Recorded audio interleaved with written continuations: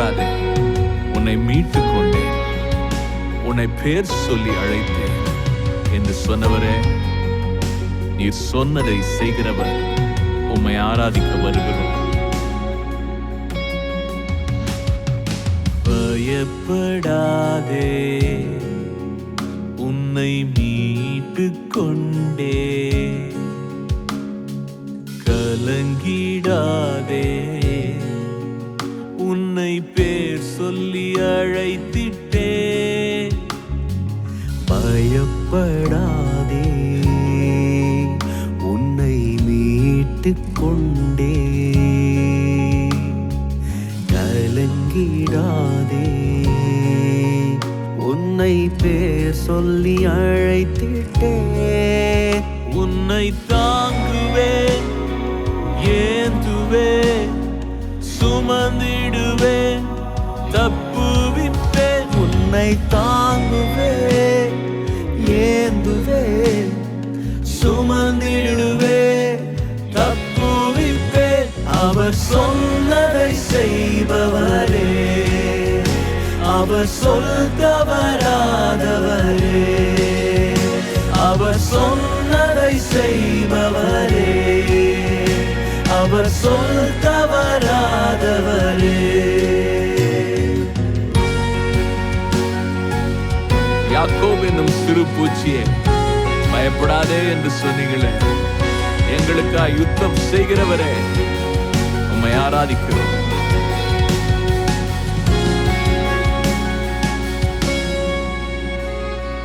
யாக்கோபென்னும் சிறு பூச்சியே, இஸ்ரவேல் என்னும் சிறு கூட்டமே. யாக்கோபு என்னும் சிறு பூச்சியே, இஸ்ரவேல் என்னும் சிறு கூட்டமே, உன்னோடிருந்து உனக்காய் யுத்தம் செய்வேன், எதிர்ப்புகள் வென்று மேன்மை தந்திடுவேன். உன்னோடிருந்து உனக்காய் யுத்தம் செய்வேன், எதிர்ப்புகள் வென்று மேன்மை தந்திடுவேன். அவர் சொன்னதை செய்பவரே, அவர் சொல் தவறாதவரே, அவர் சொன்னதை செய்பவரே, அவர் சொல் தவறாதவரே. இஸ்ரவேலுக்கு நீ சொன்ன நல்வார்த்தை ஒரு வார்த்தையாகிலும் தவறி போகவில்லை, எல்லாம் நிறைவேறிற்று. எங்கள் வாழ்க்கையிலும் நீர் சொன்ன வாக்கு தத்தங்களை நிறைவேற்ற வல்லவர், நம்பி இருக்கிறோம்.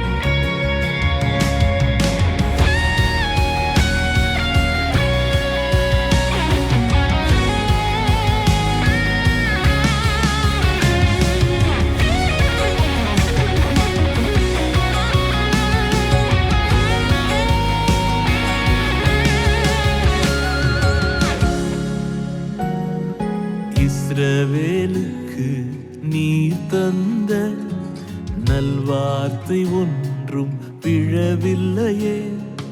இஸ்ரவேலுக்கு நீர் தந்த நல்வார்த்தை ஒன்றும் விழவில்லையே. பாலைவனத்திலும் பாதை காட்டி நீர் சொந்த தேசத்தை ஈவாய் தந்தவரே. பாலைவனத்திலும் பாதை காட்டி நீ சொந்த தேசத்தை ஈவாய் தந்தவரே.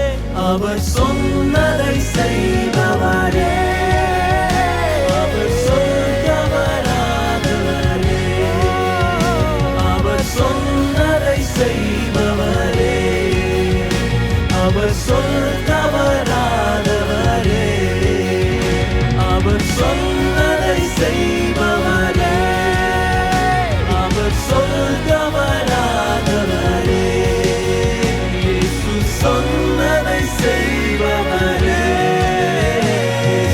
சொல் தவறாதவரே.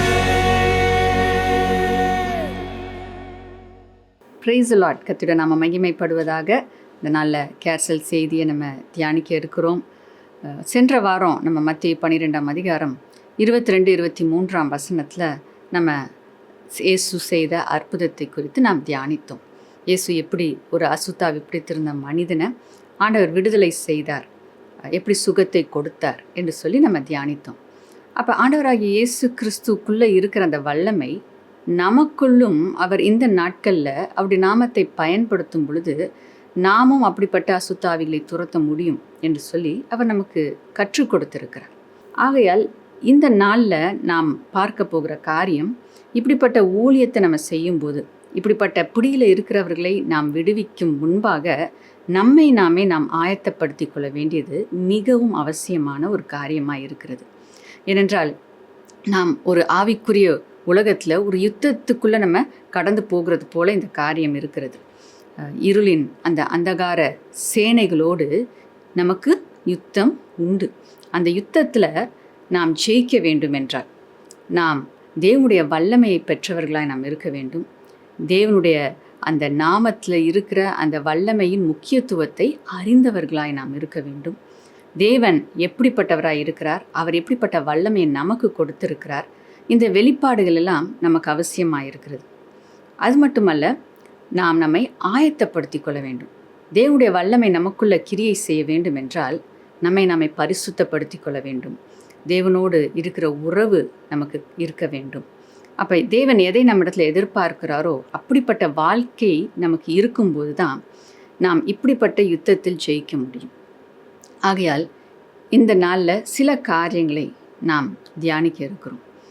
ஆண்டவர் நமக்கு கொடுத்திருக்கிற இந்த நன்மை, இது ஒரு மற்றவங்களுக்கு நன்மையை கொண்டு போய் சேர்க்கக்கூடிய ஒரு ஆசீர்வாதமான ஒரு அபிஷேகத்தின் வல்லமையாக இருக்கிறது. அசுத்த ஆவிகளை மேற்கொள்ளுகிற வல்லமை. ஆகையால் இந்த இப்படிப்பட்ட வல்லமை நமக்குள்ள கிரியை செய்ய வேண்டும் என்றால் நம்மை நாம் ஆயத்தப்படுத்தி கொள்ள வேண்டியது அவசியமாய் இருக்கிறது. ஆகையால் நாம் வாசிக்க கேட்போம். அப்போஸ்தலர் 19ஆம் அதிகாரத்தில் 13 முதல் 16 வசனங்களை முதலாவது நம்ம வாசிக்க கேட்போம்.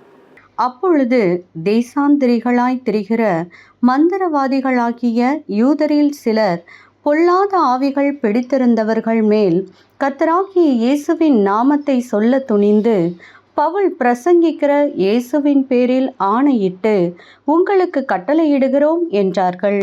பிரதான ஆசாரியனாகிய ஸ்கேவா என்னும் ஓர் யூதனுடைய குமாரர் 7 பேர் இப்படி செய்தார்கள். பொல்லாத ஆவி அவர்களை நோக்கி, இயேசுவை அறிவேன், பவுலையும் அறிவேன், நீங்கள் யார் என்று சொல்லி பொல்லாத ஆவியையுடைய மனுஷன் அவர்கள் மேல் பாய்ந்து பலாத்காரம் பண்ணி அவர்களை மேற்கொள்ள அவர்கள் நிர்வாணிகளும் காயப்பட்டவர்களுமாகி அந்த வீட்டை விட்டு ஓடி போனார்கள்.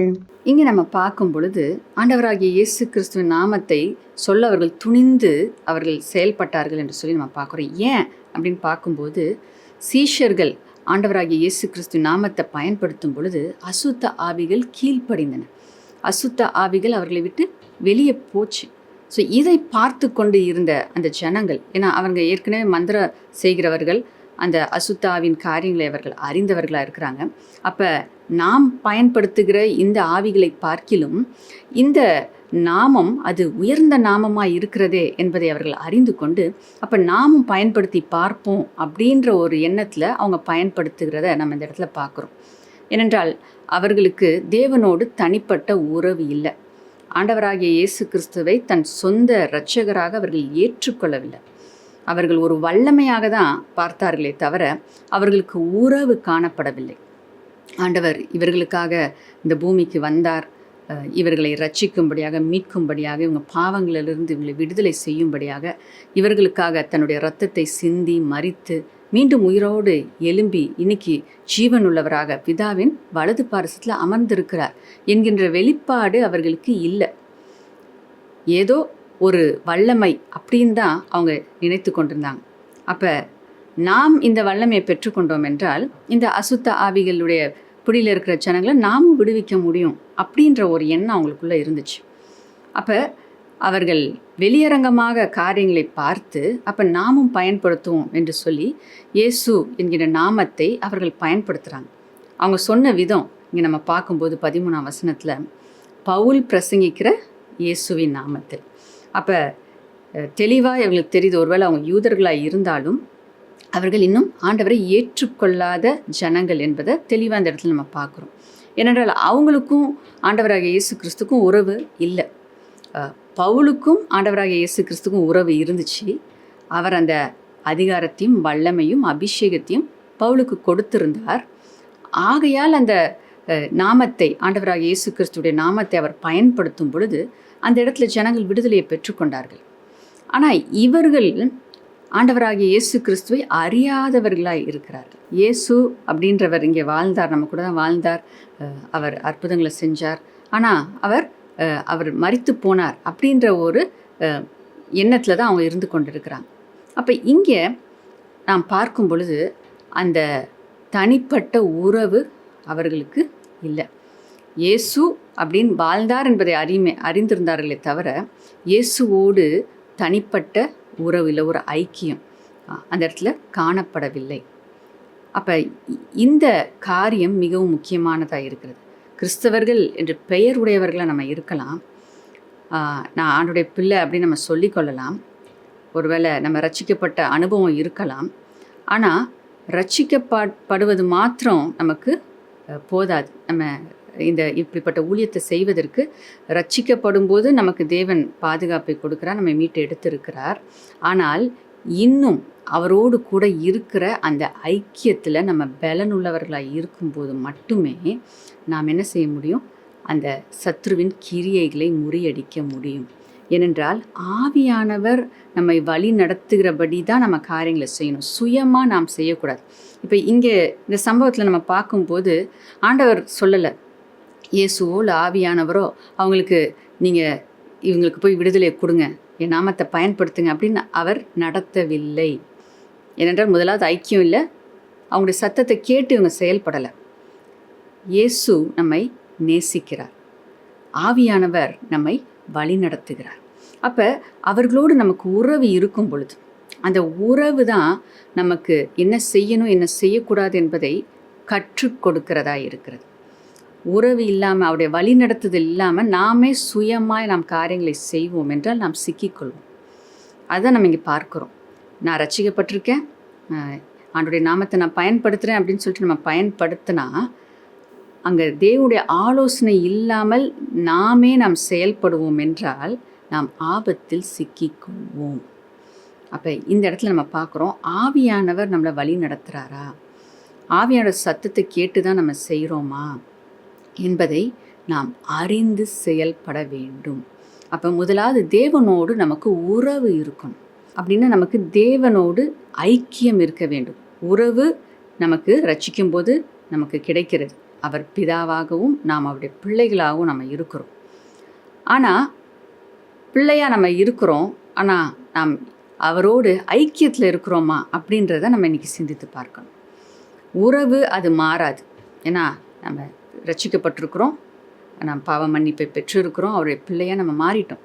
இப்போ எங்கே இருந்தாலும் நம்ம அவருடைய பிள்ளை தான். ஆனால் வெளியூருக்கு போயிட்டாங்க அப்படின்றதுனால, இல்லை பக்கத்துலேயே இருக்கலாம் ஆனால் பேச்சுவார்த்தை இல்லை அப்படின்னா இவங்களோட பிள்ளை இவங்க அப்படின்றது உண்மைதான். ஆனால் அவர்களுக்கும் இவர்களுக்கும் பேச்சுவார்த்தை இல்லை அப்படின்னா அந்த இடத்துல என்ன இல்லை, ஐக்கியம் இல்லை. அந்த உறவு அது அந்த இடத்துல உறுதியாக இல்லை. வெளிப்படையான உறவு இருக்கே தவிர உண்மையான அந்த ஐக்கியம், உண்மையான அன்பு, உண்மையான பகிர்ந்து கொள்ளுதல் அந்த இடத்துல காணப்படவில்லை. அப்போ உறவு இருந்தால் மாத்திரம் போதாது, நமக்கு ஐக்கியம் அவசியமாய் இருக்கிறது. அப்போ அவரோடு பேசுகிற அனுபவம், அவர் பேசுகிற சத்தத்தை கேட்கிற அந்த அனுபவம் நமக்கு இருக்கும்போது தான் இப்படிப்பட்ட ஊழியத்தை நாம் சிறப்பாய் செய்ய முடியும். அவருடைய சத்தத்தை கேட்காம சுயமாய் நாம் செய்வோம் என்றால் நாம் ஆபத்தில் சிக்கிக்கொள்வோம். இந்த சம்பவத்திலிருந்து அதை தான் நம்ம புரிந்து கொள்ள முடிகிறது. ஆகையால் தேவன் நம்மை ஊழியம் செய்யும்படியாக அழைத்திருக்கிறார். ஒவ்வொருவரும் நம்ம சுவிசேஷத்தை சொல்லும்படியாக அழைக்கப்பட்டு இருக்கிறோம். ஆனால் நம்மை ஆயத்தப்படுத்தி கொண்டு நாம் ஊழியத்தை செய்ய வேண்டும்.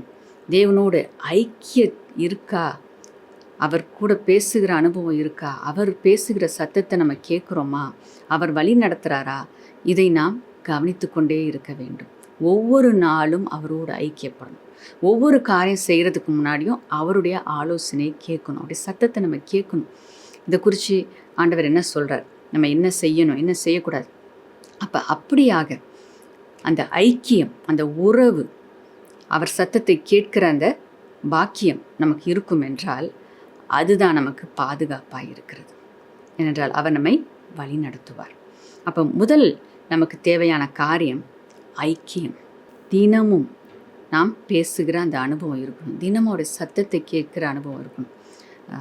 போன வருஷம் பேசுனாங்க அப்படின்னு சொல்லிட்டு தான் பிள்ளைக்கிட்ட, தான் அப்பாக்கிட்ட அப்படின்னு சொல்லிட்டு நம்ம சொல்லும்போது அந்த இடத்துல அந்த உறவு எப்படி இருக்குது? உறவு இருக்குது, ஐக்கியமும் இருக்குது தான். ஆனால் அந்த இடத்துல ஐக்கியம் பலனுள்ள ஐக்கியமாக இல்லை பேசி 3-4 மாதம் ஆச்சு, அது பலனால ஐக்கியம் கிடையாது. அப்போ அனுதினமும் நாம் தேவனோடு பேசுகிற அனுபவம், எப்படி நம்ம பிள்ளைகளை நம்ம பார்க்குறோம், பேசுகிறோம், கேட்குறோம், அவங்கள வழி நடத்துகிறோம். ஸோ இந்த அனுபவம், அப்பா பிள்ளை என்கின்ற அந்த அனுபவம் நமக்குள்ளே இருக்க வேண்டும், அந்த ஐக்கியம் நமக்குள்ளே காணப்பட வேண்டும். அப்போ இந்த ஐக்கியம் இருக்கும்போது அங்கே என்ன நடக்குது அப்படின்றத நம்ம பார்க்கலாம். வாசிக்க கேட்போம். அப்போஸ்தலர் 16ஆம் அதிகாரம் 6-8 வசனங்கள். அவர்கள் பெருகியா கலாத்தியா நாடுகளை கடந்து போனபோது ஆசியாவிலே வசனத்தை சொல்லாதபடிக்கு பரிசுத்த ஆவியினாலே தடை பண்ணப்பட்டு மீசியா தேசம் மட்டும் வந்து பித்தினியா நாட்டுக்கு போக பிரயத்தனம் பண்ணினார்கள். ஆவியானவரோ அவர்களை போக ஒட்டாதிருந்தார். அப்பொழுது அவர்கள் மீசியா பக்கமாய் போய் துரோவாவுக்கு வந்தார்கள். இந்த சம்பவத்தில் நம்ம பார்க்குறோம், பவுல் தன்னுடைய ஊழிய பயணத்தில் அவர் ஊழியம் செய்து கொண்டு வருகிறார். அப்போ ஆசியாவுக்கு போய் ஊழியம் செய்யலாம் அப்படின்னு சொல்லிட்டு அந்த ஊழிய பாதையில் அவர் கடந்து போகும்போது ஆவியானவர் அந்த இடத்துல என்ன பண்ணுறார், தடை பண்ணுகிறார் என்று சொல்லி நம்ம பார்க்குறோம். அதே நேரத்தில் நம்ம பார்க்குறோம், பித்தினியா என்கின்ற அந்த பட்டணத்துக்கு போகலாம் அப்படின்னு சொல்லும்போது ஆவியானவர் அங்கேயும் அவங்க புறப்பட்டு கொண்டு இருக்கும்போது ஆவியானவர் சொல்கிறார், இல்லை நீங்கள் அங்கே போகாதீங்க அப்படின்னு சொல்கிறார். அப்போ இந்த இடத்துல பவுலுக்கும் ஆவியானவருக்கும் உறவு இருக்கிறதை நாம் பார்க்குறோம். அப்போ ஊருக்கு பையன் கிளம்பும்போது, அப்பா நீ அங்கே போகாதப்பா, இன்றைக்கி போகாத அப்படின்னு அப்பா சொல்லும்போது அந்த இடத்துல உறவு இருக்குது இல்லைங்களா? அப்போ அந்த மகனும் சில நேரத்தில் இன்றைக்கி நான் கட்டாயம் போயாகணும்ப்பா அப்படின்னு சொல்லலாம், இல்லை அப்பா சொல்கிறாங்களே அப்படின்னு சொல்லிட்டு அப்பா கூட இருக்கலாம். ஸோ அப்படிப்பட்ட அந்த இடத்துல ஒரு பேச்சுவார்த்தை, அந்த இடத்துல ஒரு ஐக்கியம் இருக்கிறத நம்ம பார்க்குறோம். அப்போ அது போல தான் இப்படியாக ஊழியத்தின் காரியமாக தான் அவங்க கடந்து போகிறாங்க, ஊழியம் செய்யும்படியாக நல்ல நோக்கத்தோடு தான் அவங்க கடந்து போகிறாங்க. ஆனால் ஆவியானவர் சொல்கிறாரு, அங்கே நீ போகாத அப்படின்னு சொல்லிட்டு அங்கே ஒரு தடை பண்ணுகிறாருன்னு சொல்லி நம்ம பார்க்குறோம். அப்போ அவர் சொல்கிறார், தன்னுடைய இருதயத்தை அவர் வெளிப்படுத்துகிறார். அப்போ அந்த இடத்துல பார்க்குறோம், ஐக்கியம் இருக்கிற இடத்துல தான் ஜனங்கள் இருதயத்தை வெளிப்படுத்த முடியும். நான் இப்படி ஃபீல் பண்ணுறேன், எனக்கு இப்படி தோணுது, இதை செய்யாத, இல்லை இதை இப்படி செய் அப்படின்னு சொல்லிட்டு யார் இடத்துல மனிதர்கள் பேசுவாங்க? அந்த ஐக்கியம் இருக்கிறவங்ககிட்ட தான் பேசுவாங்க. அப்படியானால் ஐக்கியம் இல்லாதவங்கக்கிட்ட நம்ம போய் வாலண்டியராக நம்ம போய் எதையும் நம்ம சொல்ல போகிறது கிடையாது. நம்ம சொன்னால் கேட்டுப்பாங்க, நம்முடைய நலனுக்காக தானே சொல்கிறாங்க அப்படின்றத அறிந்து அவங்க செயல்படுவாங்க அப்படின்னும் போது நம்ம அவங்க சொல்கிறத நம்ம கேட்குறோம். அதே நேரத்தில் என் பையன், என் பிள்ளை, என் பொண்ணு சொன்னால் கேட்பாங்க அப்படின்ற ஒரு எண்ணம் இருக்கும்போது மனிதர்கள் அந்த இடத்துல பகிர்ந்து கொள்ளுகிறதை நம்ம பார்க்குறோம். அப்போ பவுலை குறித்து இந்த இடத்துல நம்ம பார்க்கும்போது ஆவியானவர் நான் சொன்னால் பவுல் கேட்பார் அப்படின்றத அறிந்திருந்தார். ஆகையால் அந்த இடத்துல இங்கே இவர்களுக்குள்ள ஐக்கியம் இருக்கிறதை நாம் பார்க்குறோம். அந்த ஐக்கியம் இருக்கும்போது தேவனுடைய வல்லமையை நம்முடைய வாழ்க்கையில் நாம் பெற்றுக்கொள்ள முடியும். ஆகையால் இங்கே நம்ம பார்க்குற காரியம், அந்த ஐக்கியம் தேவனுடைய வல்லமையை பவுலுடைய வாழ்க்கையில் ஊழியத்தில் கொண்டு வருகிறதை நாம் பார்க்குறோம். ஸோ இதன் மூலமாக, இந்த ஐக்கியத்தின் மூலமாக என்ன விளைவு அப்படின்னு நம்ம பார்ப்போம் என்றால், அதே அப்போஸ்தலர் 16ஆம் அதிகாரத்தில் 16ஆம் வசனம் முதல் 18ஆம் வசனம் வரைக்கும் நம்ம இப்போ வாசிக்க கேட்போம். நாங்கள் ஜெபம் பண்ணுகிற இடத்துக்கு போகையில் குறை சொல்ல ஏவுகிற ஆவியை கொண்டிருந்து குறை சொல்லுகிறதினால் தன் எஜமான்களுக்கு மிகுந்த ஆதாயத்தை உண்டாக்கின ஒரு பெண் எங்களுக்கு எதிர்பட்டாள். அவள் பவுலையும் எங்களையும் பின்தொடர்ந்து வந்து, இந்த மனுஷர் உன்னதமான தேவனுடைய ஊழியக்காரர், இரட்சிப்பின் வழியை நமக்கு அறிவிக்கிறவர்கள் என்று சத்தமிட்டாள். இப்படி அநேக நாள் செய்து கொண்டு வந்தாள். பவுல் சினங்கொண்டு திரும்பி பார்த்து, நீ இவளை விட்டு புறப்படும்படி இயேசு கிறிஸ்துவின் நாமத்தினாலே உனக்கு கட்டளையிடுகிறேன் என்று அந்த ஆவியுடனே சொன்னான். அந்நேரமே அது புறப்பட்டு போயிற்று. ஆகையால் இந்த சம்பவத்தில் நம்ம பார்க்குற காரியம், பவுலுடைய வாழ்க்கையில் அந்த அசுத்த ஆவியின் மேல் தேவனுடைய வல்லமை வெளிப்படுகிறதை நாம் பார்க்கிறோம். அப்போ அந்த ஐக்கியம் இருக்கும்போது தேவன் அந்த மனிதனை பயன்படுத்துகிறார். அந்த இடத்துல தேவ வல்லமை வெளிப்படுகிறது. அசுத்த ஆவிகள் மேல் ஜெயம் எடுக்கிற அந்த வல்லமையை தேவன் நமக்கு கொடுக்கிறவராய் இருக்கிறார். அப்போ இரண்டாவது நாம் பார்க்கிற காரியம், இதே சம்பவத்தில் நம்ம பார்க்கலாம். அதே அதிகாரம், அப்போஸ்தலர் 16ஆம் அதிகாரம் 6 முதல் 8 வசனங்களை நம்ம வாசிக்க கேட்டோம். அப்போ அந்த வசனத்தில் நாம் பார்க்கும் பொழுது அங்கே ஆவியானவர் அவர்களை தடை பண்ணினார் அப்படின்னு நம்ம பார்க்குறோம். அந்த இடத்துல பவுல் அந்த தடை பண்ணுகிறார் என்பதை அறிந்து அவர் அந்த தடையை ஏற்றுக்கொள்ளுகிறத நம்ம பார்க்குறோம். அப்போ ஆசியாவுக்கு போகலான்னு புறப்பட்டப்ப ஆவியானவர் தடை பண்ணார். அந்த இடத்துல ஆசியாவுக்கு அவங்க போகலை, வேறு திசையாக அவங்க திரும்பி போனாங்க. அப்போ அதே மாதிரி தான் அடுத்த பட்டணத்துக்கு போகும்போதும் ஆவியானவர் தடை பண்ணும்போது அவங்க தொடர்ந்து முன்னேறி செல்லவில்லை.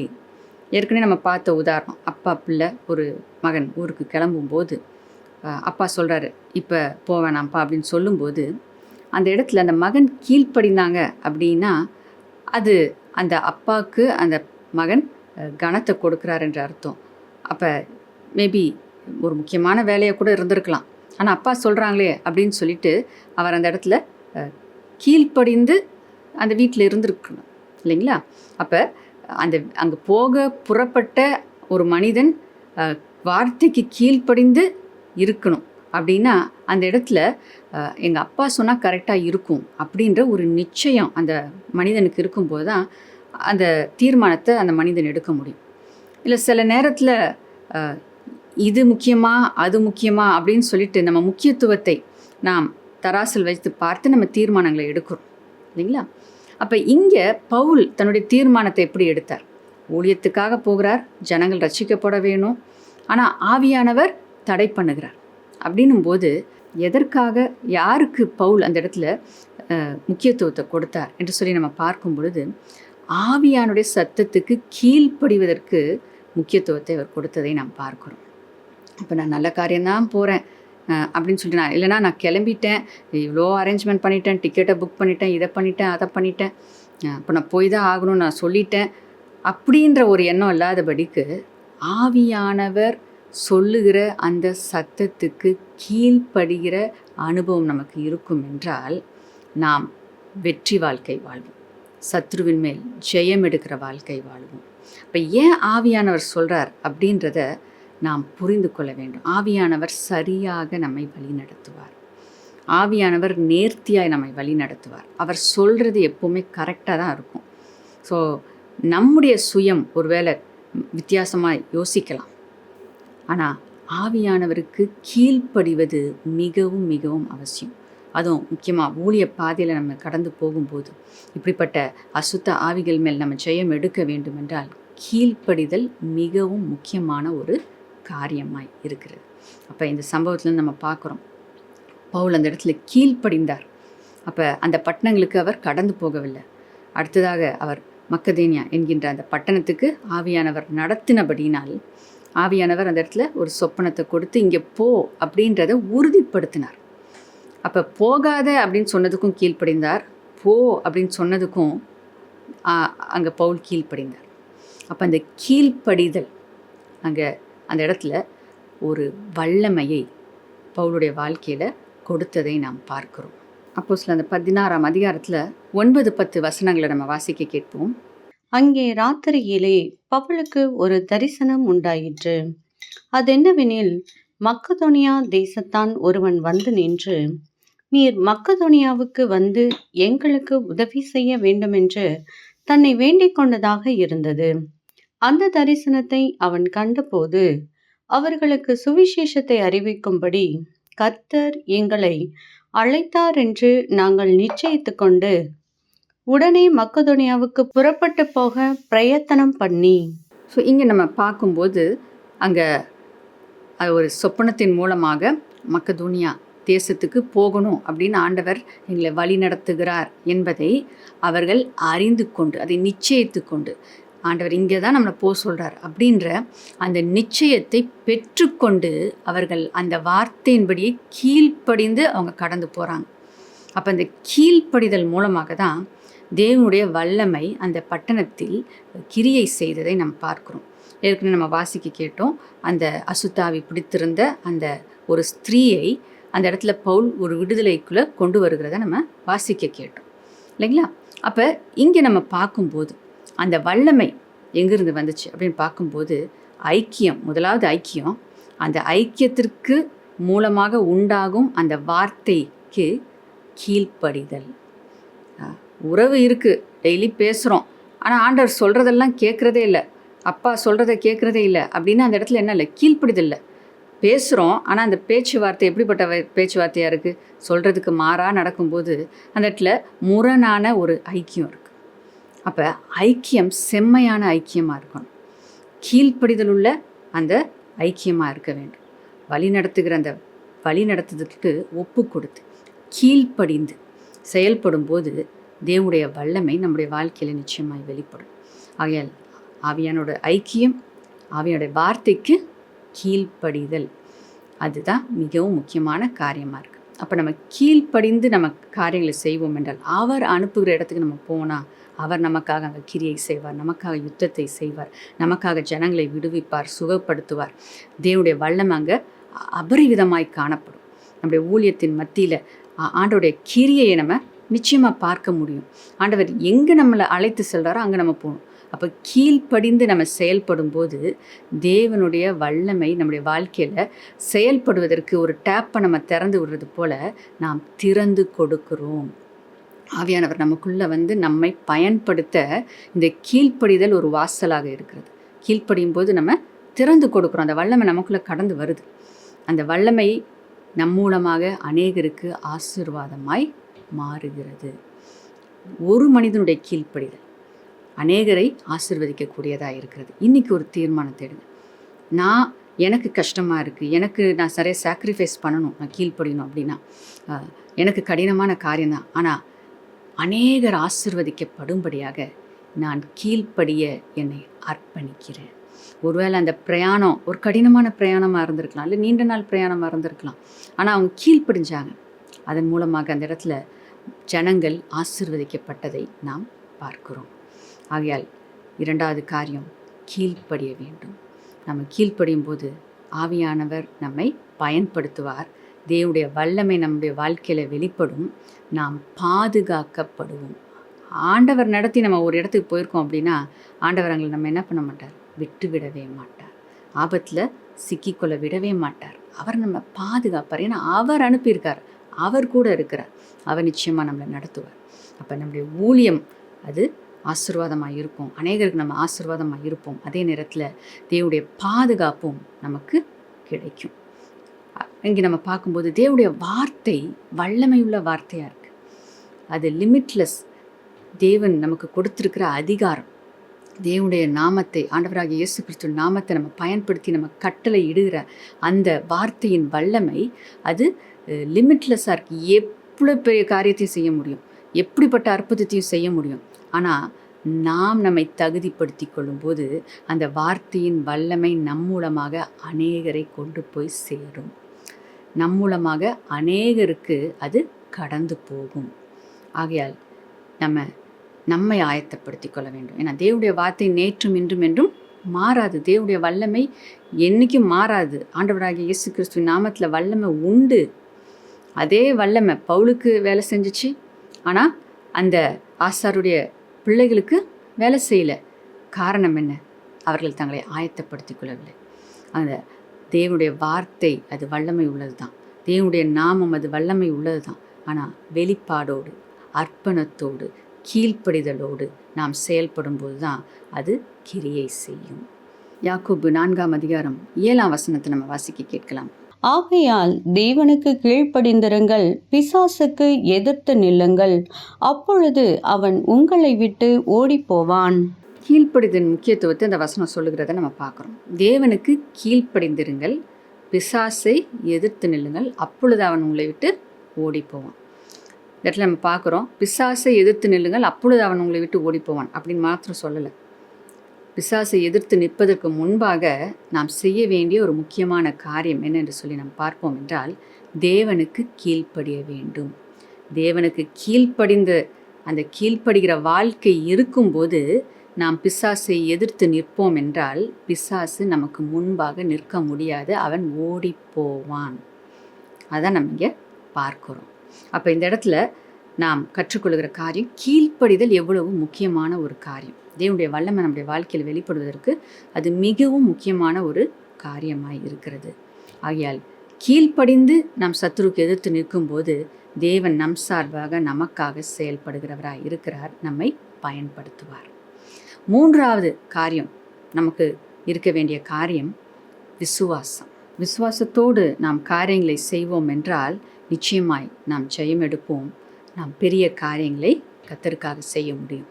வாசிக்க கேட்போம். அப்போஸ்தலர் 19:11-12 பவுலின் கைகளினாலே தேவன் விசேஷித்த அற்புதங்களை செய்தருளினார். அவனுடைய சரீரத்திலிருந்து உருமால்களையும் கச்சைகளையும் கொண்டு வந்து வியாதிக்காரன் மேல் போட வியாதிகள் அவர்களை விட்டு நீங்கி போயின. பொல்லாத ஆவிகளும் அவர்களை விட்டு புறப்பட்டன. இங்கே பார்க்குறோம், பவுலுடைய கைகளின் மூலமாக தேவன் விசேஷமான அற்புதங்களை செய்தார் அப்படின்னு சொல்லிட்டு.